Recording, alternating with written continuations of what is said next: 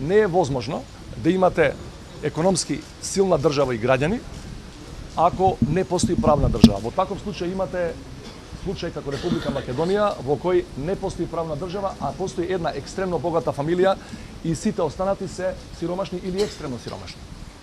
Значи, апсолутен приоритет по 11, по победата на 11 декември ќе биде правната држава да биде вратена, да биде функционална, бидејќи Македонија денес не е правна држава, а тоа може да се оствари само ако правото биде неселективно применувано.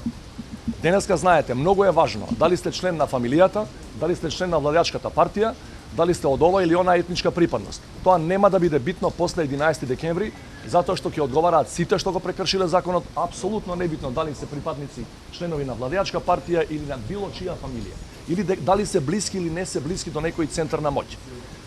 И ова втора работа што е поврзана директно со правната држава и неселективното применување на правото, и што е исто така апсолутен приоритет за опозиционата коалиција по добивањето на власта, ќе биде враќањето на сето она што е украдено, односно оплјачкано од македонските граѓани. Знаеме дека постојат резерви, дека е тоа тешко, дека во многу држави тоа и не се реализирало, меѓутоа верувајте ми, има многу примери во светот во кои тоа сосема успешно е направено.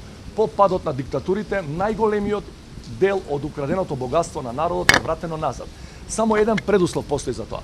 Да постои јасна политичка волја кај политичките фактори кои се на власт, тоа да го направат. Ако има волја, тоа ќе се направи.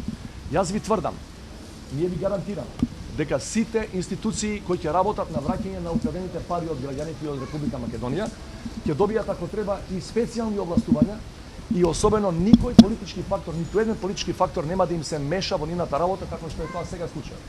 Тоа ќе потрае, тоа е комплексен процес, меѓутоа верувајте дека се што е украдено може да се врати и ние ќе направиме се тие тоа да го вратат.